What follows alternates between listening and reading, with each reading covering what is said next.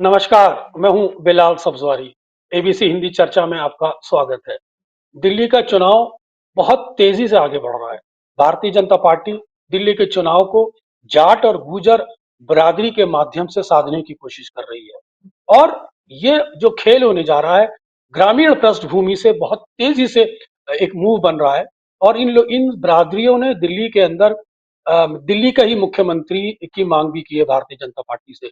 जाट गुर्जर काफी इन्फ्लुएंसिव है। इस विषय पर आज हम बात करेंगे अपने खास मेहमान शरद कोहली से और जानने की कोशिश करेंगे कि भारतीय जनता पार्टी इसके पीछे क्या रणनीति बना रही है, क्या सोच है उनकी। ये पावर पॉलिटिक्स का जो गेम है जाट गुर्जर के माध्यम से दिल्ली में जीतने का, आखिर ये है क्या। नमस्कार बिलाल भाई। एबीसी हिंदी के सभी फॉलोअर्स और व्यूअर्स को मेरा अभिनंदन। आपने जो बात करी, मैं उसी को आगे ले जाना चाहूंगा। आपने वैसे मुद्दा तो ओपनिंग रिमार्क तो आपने सवाल में स्वयं ही दे दिया। और मुझे लगता है एक अंग्रेजी में कहावत होती है, all is fair in love and war. मैं उसमें एक तीसरा डायमेंशन जोड़ता हूं, all is fair in love, war and politics. तो जब बात पॉलिटिक्स की है तो वोट आने चाहिए, जहां से भी आ जाए। जाटों से आ जाएं, गुजरों से आ जाएं, गांव से आ जाएं, शहर से आ जाएं। मतलब तो वोट बटोरने से है। देखिए, लक्ष्य तो क्या है, वोट बटोरना है, चाहे आम आदमी पार्टी हो, भारतीय जनता पार्टी हो या कांग्रेस हो। अब आपने दो स्तंभ बताए, जाट और गुजरों का आपने जिक्र किया। मैं एक तीसरा स्तंभ बताता हूं आपको। तीसरा स्तंभ जिसकी हम बात कर चुके हैं वो है पूर्वांचली, जिसमें ईस्टर्न यूपी और वेस्टर्न बिहार के लोग आते हैं, कुछ लोग उसमें झारखंड के भी आते हैं, वो ज्यादातर। वो तीसरा स्तंभ है। मैं आपको चौथा स्तंभ बताता हूं। चौथा स्तंभ है जो दिल्ली में बनिया ट्रेडर्स हैं। ये चौथा स्तंभ हो गया। अब आपको पांचवा स्तंभ बताता हूं। पांचवा स्तंभ हो गया पंजाबी कम्युनिटी, जो माइग्रेंट है, जो पाकिस्तान से लोग यहां पर आए हैं और दिल्ली में बसे हुए, जिसमें ज्यादातर खतरी पंजाबी आते हैं। तो ये अलग अलग पॉलिटिकल पार्टीज इन पांचों स्तंभों पर अलग अलग, इसके अलावा बंगाली और साउथ इंडियंस वगैरह भी हैं, पर उनकी उनकी जो गिनती है उतनी बड़ी तादाद नहीं है कि वो आपके इलेक्शन रिजल्ट्स को बहुत ज्यादा प्रभावित कर सके। थोड़ा बहुत तो फर्क सभी से पड़ता है। तो अब जाट और गुजर की अगर हम बात करें बिलाल भाई, तो जाट और गुजर, आपने बिल्कुल ठीक कहा, जो दिल्ली के जो रूरल एरियाज हैं, इसको हम सब अर्बन एरिया कहते हैं, सबर्ब्स कहते हैं। जो दिल्ली, खासकर नॉर्थ वेस्ट दिल्ली में अगर आप जाएं, वहां पर आपको इनकी गिनती और भी ज्यादा दिखेगी। कुछ ये साउथ वेस्ट दिल्ली में है, कुछ साउथ दिल्ली में है, कुछ ये वेस्ट दिल्ली में है, पर ज्यादातर ये नॉर्थ वेस्ट दिल्ली में। मैं बात कर रहा हूं रोहिणी, और आप जीटी करनाल बॉर्डर से जब बाहर निकलते हैं उससे पहले रोहिणी और उसके बीच के इलाके की मैं ज्यादातर जिक्र कर रहा हूं। इसमें आप नारायणा, वेस्ट दिल्ली से चल दीजिए तो नारायणा से आप आगे चले जाइए, और इधर आप रोहिणी से आगे चले जाइए। उन इलाकों की हम बात करें, मैंने आपके लिए ज्योग्राफिकली भी पॉइंट आउट कर दिया कि कहां इनकी तादाद ज्यादा है। बहुत बड़ी गिनती है। और आपको एक बात और इंटरेस्टिंग बताऊं कि ये जो दोनों आपने समाज के हिस्सों का बात किया, ये कोई बहुत ज्यादा गरीबी में नहीं है। ये लोग, मतलब इनकी जो तादाद है ये इकोनॉमिकली प्रॉस्परस है।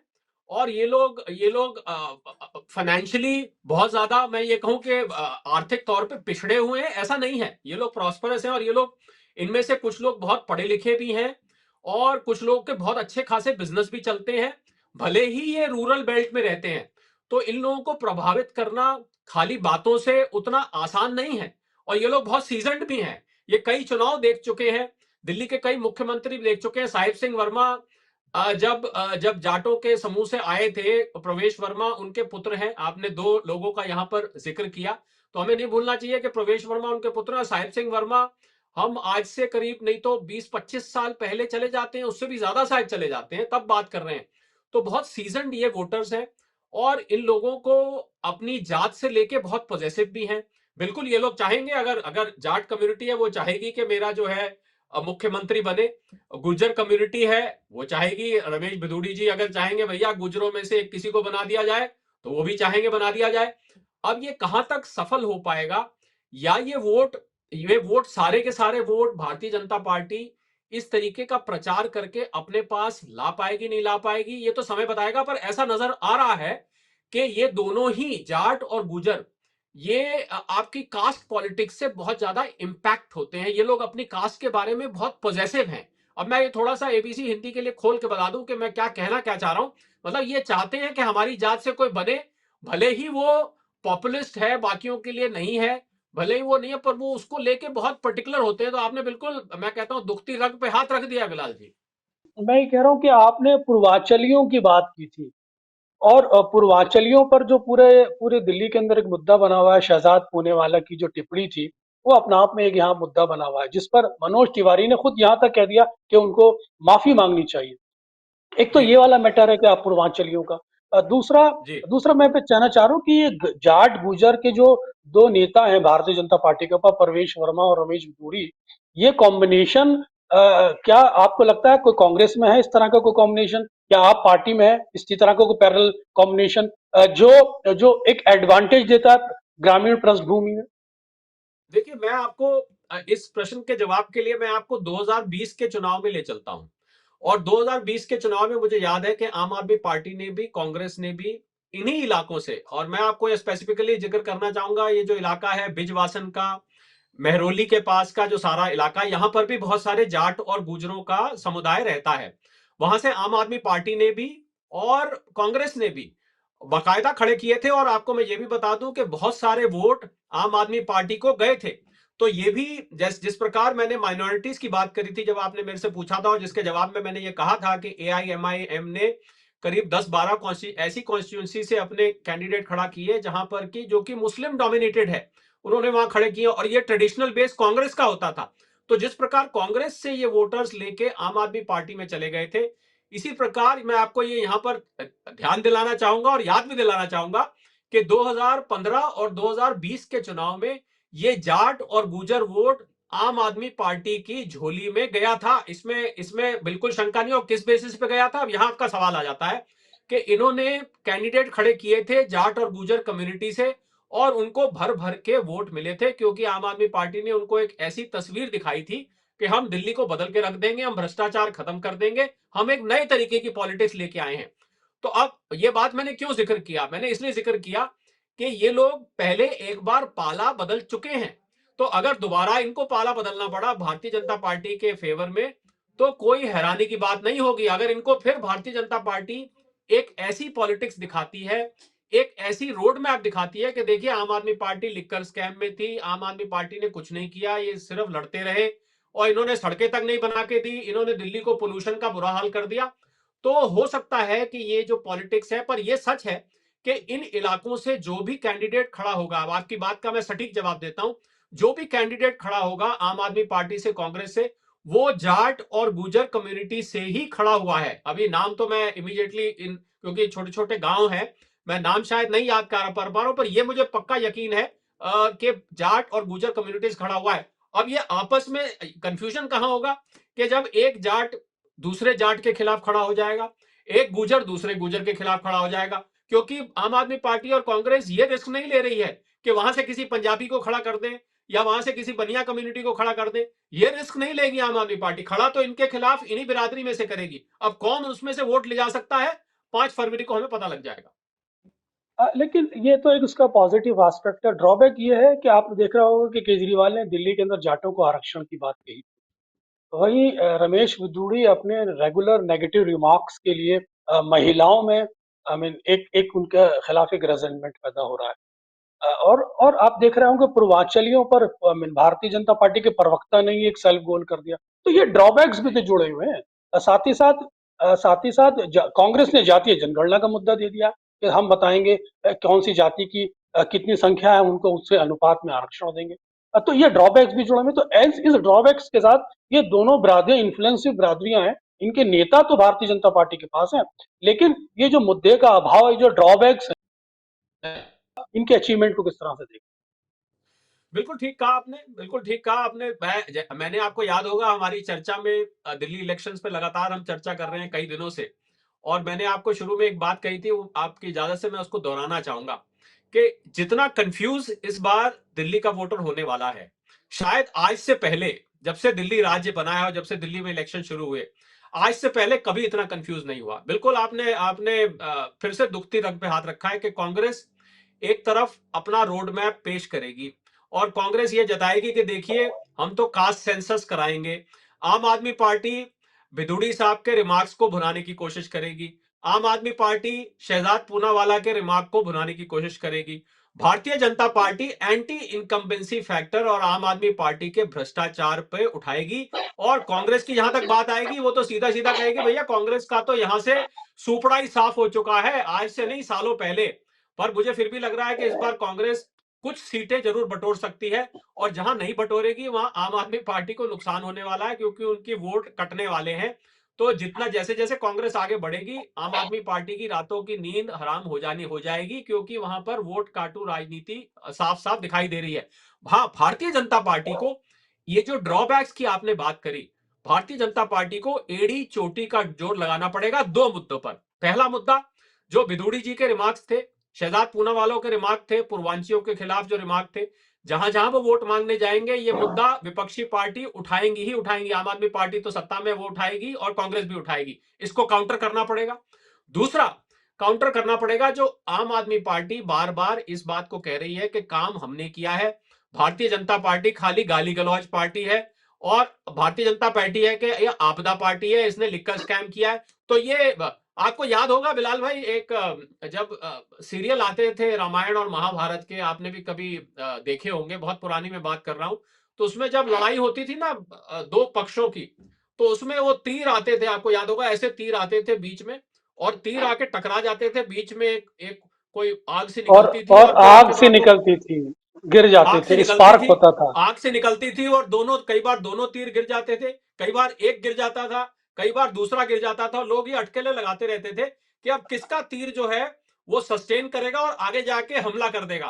ठीक ऐसे ही हम्म। हालात मुझे दिल्ली के इलेक्शन में इस बार दिखाई दे रहे हैं। आपने जो ड्रॉबैक्स की बात करी कि ये तीर निकल के आ रहे हैं, कहीं पर ये टकरा जाते हैं, दोनों ध्वस्त हो जाते हैं, कहीं पर एक तीर ज्यादा आगे निकल जाता है, शहजाद पूनावाला साहब के रिमार्क के ऊपर इधर का तीर आगे निकल जाता है, भिदुड़ी साहब के रिमार्क के ऊपर उधर का तीर आगे निकल जाता है। उसके बाद भारतीय जनता पार्टी प्रवेश वर्मा जी की जाट होने की बात करती है, वो आगे निकल जाता है, भिदुड़ी जी के गुजर होने की बात करती है, वो आगे निकल जाता है, एंटी इनकम्बेंसी वाला तीर आगे निकल जाता है। बड़ी ही इंटरेस्टिंग लड़ाई चल रही है, और मुझे लग रहा है कि दिल्ली के वोटर को इस बार बहुत इंटेलिजेंट होना पड़ेगा वोट देने के लिए। भाव में आके वोट ना दे, इंटेलिजेंस और दिमाग लड़ा के वोट दे, ये मैं हिदायत दूंगा दिल्ली के सभी वोटरों को। लेकिन लेकिन मनोज तिवारी बार बार कह रहे हैं कि सब शहजाद पुणे वालों को माफी मांग लेनी चाहिए, अदरवाइज मैं पूर्वांचलियों के बीच में किस मुंह से जाऊंगा। और शहजाद पुणे वाले की अभी तरफ तरफ से कोई खेद नहीं आया, कोई माफी नहीं आई। बल आई है मनोज तिवारी जी पर। वो प्रदेश अध्यक्ष भी रह चुके हैं, एक भोजपुरी सिनेमा के स्टार भी हैं, मौजूदा सांसद भी हैं। अब तो अब मनोज तिवारी के लिए आपको लगता है कि अग्नि परीक्षा हो गई है? देखिए, अगर अगर शहजाद पूनावाला साहब माफी नहीं मांगते हैं, कोई उनकी तरफ से पब्लिकली बयान नहीं आता है, तो मनोज तिवारी साहब को क्या करना चाहिए? ये आपके मन में यही आपका सवाल है कि वो किस मुंह लेके जाएंगे? मुझे लगता है उनको लोगों के पास जाके कहना चाहिए, देखो भैया हमारा एक प्रवक्ता है, उसके मुंह से कोई बात निकल गई, मैं उसकी तरफ से आपसे माफी मांगता हूं, मैं उससे इत्तेफाक नहीं रखता हूं, पार्टी आला कमान उससे इत्तेफाक नहीं रखती है, और मेरी उससे बात हुई थी, उसको भी इस बात पे बहुत शर्मिंदगी है।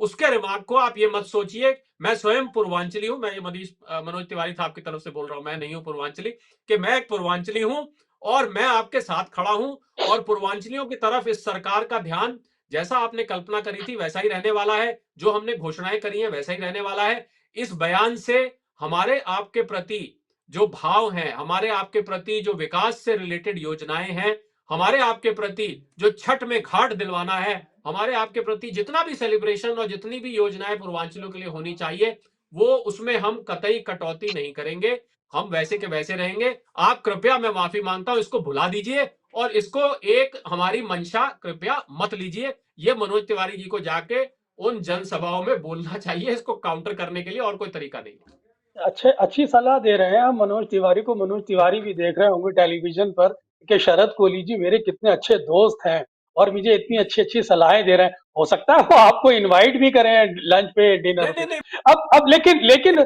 शरद जी, बिलाल एक जी सवाल एक सवाल ये भी पैदा होता है कि जनता फिर ये पूछेगी, साहब आपके यहाँ के नेता चुनाव में प्रवक्ताओं से माफी की बात करते हैं। महिलाएं पूछेंगी कि भाई आप पिछले 3 बार से आपके रमेश विदोड़ी उल्टी सीधी टिप्पणियां कर रहे हैं, प्रियंका गांधी बड़ी नेता है, उनसे तो खेद कर लेते हैं। आतिशी जो, वो भी तो महिला है, तो उनसे क्यों नहीं खेद प्रकट करते? कोई आतिशी से माफी मांगने की बात क्यों नहीं कहता? तो महिला के सम्मान को लेकर डबल स्टैंडर्ड, जनता ये भी तो सवाल कर सकती है। क्या ये तो राजनीति के लिए ये आप कर रहे हैं। बिल्कुल सवाल कर सकती है, और इसका जवाब मुझे लगता है जितने भी भारतीय जनता पार्टी के कैंडिडेट्स हैं, इनकम्बेंट्स हैं, उन सबको जब भी वो जनसंवाद संबोधित करेंगे, जब जब भी वो कैंपेनिंग के लिए सड़क पर उतरेंगे, उन सब ने, मैंने पहली बात तो मैं स्पष्ट करना चाहूंगा, मैं मनोज तिवारी जी की पैरवी नहीं कर रहा था।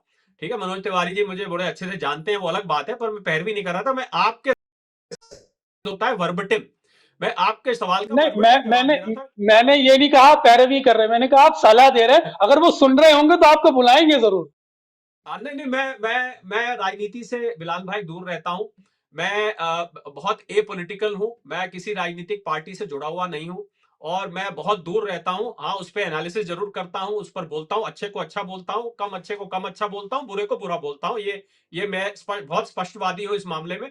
तो मैंने तो आपको ये कहा कि अगर मैं मनोज तिवारी होता और ऐसी परिस्थिति मेरे सामने खड़ी हो गई होती, तो मैं वहां जाके क्या कहता। बस कुछ ऐसा ही महिलाओं से संबंधित भी है कि मैं अगर उसके लिए जाऊं और मेरे सामने परिस्थिति है कि मेरे ही एक संगी साथी ने ऐसी बात कही है महिलाओं के लिए, किसी ने गाल पे टिप्पणी करी, किसी ने हिरणी करके बोला, अगर ऐसी मेरे सामने परिस्थिति आती है तो मैं हाथ जोड़कर उनसे माफी मांगूंगा कि भारतीय जनता पार्टी कतई भी महिलाओं का अपमान करने का समर्थन नहीं करती है। भारतीय जनता पार्टी महिलाओं का सम्मान करती है। महिलाओं से जितनी स्कीम भारतीय जनता पार्टी ने निकाली है, शायद आज से पहले किसी पार्टी ने निकाली, लाडली बहना हो, लाडली कुछ भी लाडली स्कीम हो, जितनी निकाली है सब महिलाओं को लेकर निकाली गई है। और हमारे अगर एक भी प्रवक्ता ने, मैं अब ये हमारे से मेरा मतलब नहीं है, मैं स्पष्ट कर दूं, कोई किसी कभी कभी कोई लोग प्रोग्राम को बीच में देखना शुरू करते हैं, वो ये समझ जाए कि ये तो भारतीय जनता पार्टी का प्रवक्ता बैठा है। तो मैं दोहराता हूं कि अगर हमारे से कोई भी, हमारे किसी संगी साथी से ऐसी भूल हुई है, तो हम हाथ जोड़ के माफी मांगते हैं। हम उसको समझा रहे हैं कि आगे से वो गलती ना करे, और वो पब्लिकली आकर माफी भी मांगे। मैं समझता हूं यही उनके सामने रास्ता है। और महिला मुख्यमंत्री अगर खड़ा कर देते हैं इनकम्बेंट, तो फिर मुझे लगता है काफी हद तक नेगेट भी हो सकता है। तो इसके अलावा और कोई चारा बिलाल भाई तो नजर, अब जो मुंह से तीर निकल गया, तीर से कमान से तीर निकल गया, मुंह से बात निकल गई, वापस तो आ नहीं सकती। आप उसके लिए हम्म। माफी मांग सकते हैं, इससे ज्यादा कुछ नहीं कर सकते। बहुत अच्छी बात की कि आपका एक अच्छा सुझाव भी है और ये मानवीय दृष्टिकोण से बहुत ज़रूरी भी है। राजनीति में भाषा की मर्यादाएँ बहुत ज़रूरी होती हैं। लेकिन मैं चाहूँगा कि इस चुनाव के अंदर जिस तरह से आपने मनोज तिवारी जी के लिए कुछ सुझाव रखे, एक मानवीय दृष्टिकोण से, कुछ सुझाव कांग्रेस और आप पार्टी के लिए देना चाहेंगे आप राजनीतिक रूप से? ताकि जी उनका भी कुछ उनकी भी कुछ दाल गल सके? बिल्कुल बिल्कुल, देखिए, क्योंकि मैं ए पॉलिटिकल हूं, तो मुझे तो अगर एक एक एनालिस्ट होने के नाते सलाह देनी, आम आदमी पार्टी को मैं ये सलाह दूंगा कि उनसे जो कमियां रह गई हैं, उनसे जो भी गलतियां हुई हैं, उन्होंने जो लड़ाई झगड़े में समय बर्बाद किया है, अब उनके सामने यही चाह रहा है कि वो जाके लोगों से बोले कि भैया जो हो गया सो हो गया। हम आगे से ये जो बुराई वाली राजनीति है, हर वक्त उनकी बुराई करते रहो, हर काम की बुराई करते रहो, हर चीज की बुराई करते रहो, आगे से हम नहीं करेंगे। हम अपना ध्यान केवल और केवल आपके हित में, आपके विकास पर रखेंगे। हमें एक मौका और, यानी कि तीसरी बार एक और मौका दीजिए, जिससे कि हम आके आपकी सेवा कर सके। जो गलतियां हमसे पिछली बार हुई, हमने यमुना को साफ नहीं किया, हम इस बार आपको यमुना को 1 साल के अंदर बहुत बढ़िया वाटर फ्रंट बना के देंगे। हमसे स्कूलों में अगर अंदर प्रिंसिपल नहीं है, टीचर्स नहीं है, उसकी चर्चा बहुत करी, आप स्कूल में आके देखिएगा, पानी आपके यहाँ साफ आएगा, बिजली आपको शिकायत कम थी, टैंकरों का जो माफिया चलता है वो नहीं होगा। जिस जिस पॉइंट पे, और जहां तक बात शराब की है, तो उसमें यह कहना चाहिए उनको कि कोर्ट का निर्णय आने दीजिए। कोर्ट के निर्णय आने से पहले आप किसी नतीजे पर मत पहुंचिए। जनता जनता कोर्ट नहीं है, कोर्ट अपनी पूरी तहकीकात करके निर्णय देता है। बात कांग्रेस की आती है, कांग्रेस के लिए तो बड़ा आसान एक्सप्लेनेशन है कि संदीप दीक्षित जी बोले मेरी माता जी ने जो कुछ किया था, वो आज तक कोई व्यक्ति नहीं कर पाया है। उसके बाद मुख्यमंत्री जितने भी बने, कोई दिल्ली को वैसा नहीं बना पाया। तो आप एक बार कांग्रेस, ठीक है, घोटालों के आपने हमारे ऊपर इल्जाम लगाए, कॉमनवेल्थ घोटाला और दुनिया भर के घोटाले के 2G घोटाला इल्जाम लगाए, पर अब आप हमें एक मौका और देके देखिए। आप देखिए कि हम उसी राजनीति को फिर से लाएंगे, और उस राजनीति को लाके हम दिल्ली को बदल के दिखाएंगे। ये जो दोनों पार्टियों ने आपस में झगड़ा किया है, इस झगड़े को पीछे फेंकिए, और आप एक न्यूट्रल आदमी को, न्यूट्रल भी मान रहा हूं मैं, क्योंकि आम आदमी पार्टी और कांग्रेस बीजेपी के जिसमें रोल प्ले कर रही है, आप इस तीसरे को मौका दीजिए। आप आप देखिए बहुत अगर ही आपको, एक एक बहुत अच्छे स्ट्रैटेजिस्ट की तरह आपने अपने सुझाव रखे। लेकिन संदीप दीक्षित ने अभी जो I mean, अखिलेश यादव पे टिप्पणी कर रही है, और अखिलेश यादव ओबीसी के एक बड़े नेता हैं, आपको लगता है कि कांग्रेस के हाथ से ये बचा कुचा ओबीसी भी चला जाएगा? जिस तरह से संदीप दीक्षित की टिप्पणियां आ रही हैं, वो अपने ही नहीं, पृथ्वीराज चौहान को कह रहे हैं कि अगर आप छोड़ के जाना चाहते हैं तो पार्टी छोड़ के चले जाए। आखिर जो संदीप दीक्षित इस तरह से फ्रस्ट्रेशन में बयान जो दे रहे हैं, आखिर ये है क्या वजह? संदीप दीक्षित तो काफी पढ़े देखिए लिखे माने जाते हैं, काफी सीजन्ड माने जाते हैं, लेकिन इस तरह के जो हल्के बयानबाजी कर रहे हैं, ये है क्या आखिर वजह? देखिए कांग्रेस के जो नेता हैं उनको अंदर से पता है कि हम इसमें नंबर नंबर 3 पे ही आने वाले हैं। हम लोग कहीं नंबर 1 या नंबर 2 पे नहीं, अंदर से सब जानते हैं। पर कोई भी राजनीतिक पार्टी और ग्रैंड ओल्ड पार्टी जो कि भारत की सबसे पुरानी और जिसने सबसे ज्यादा भारत पर राज किया है, उस पार्टी से आप माने कि वो शुरू में ही हार मान के एक तरफ बैठ जाए, ये तो होगा नहीं। तो कोशिश तो वो पूरी करेंगे।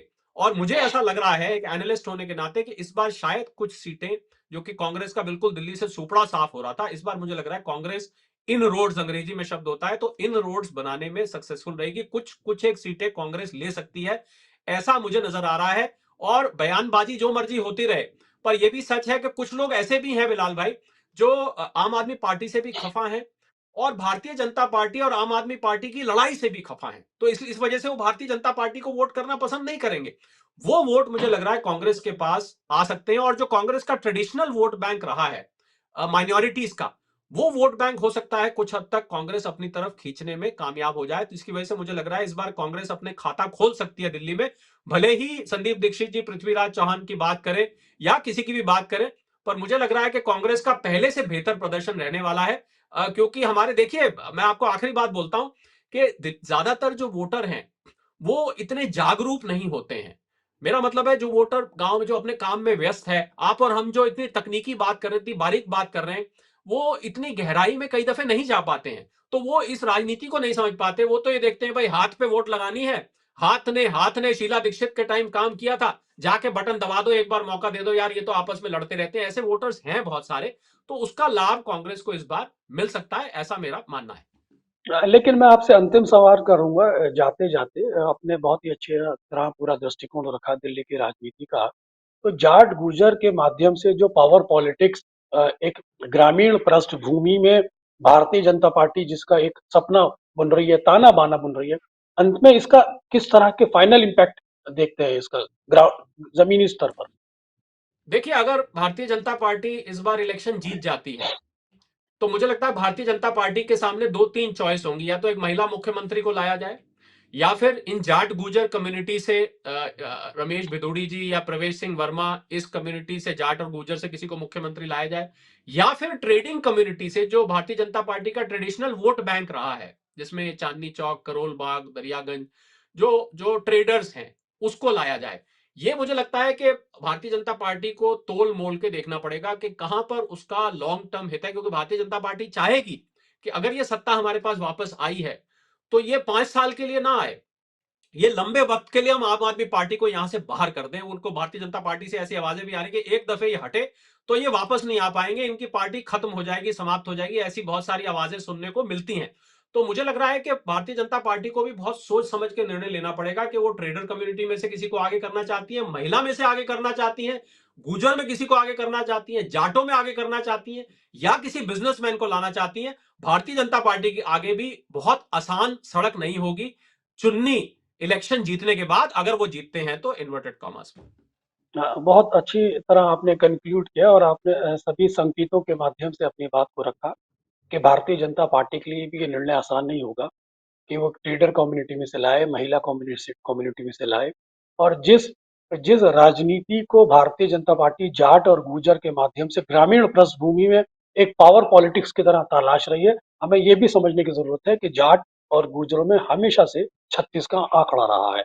आप हम सब लोगों के साथ जुड़े, हमारे दर्शकों को बहुत बहुत शुक्रिया। मैं गुजारिश करूंगा कि एबीसी दर्शकों से एबीसी चैनल को सब्सक्राइब करते रहें और अपने कमेंट बॉक्स हमें प्राप्त कराते रहें। धन्यवाद। एबीसी हिंदी न्यूज, आज ही जुड़िए हर खबर के साथ।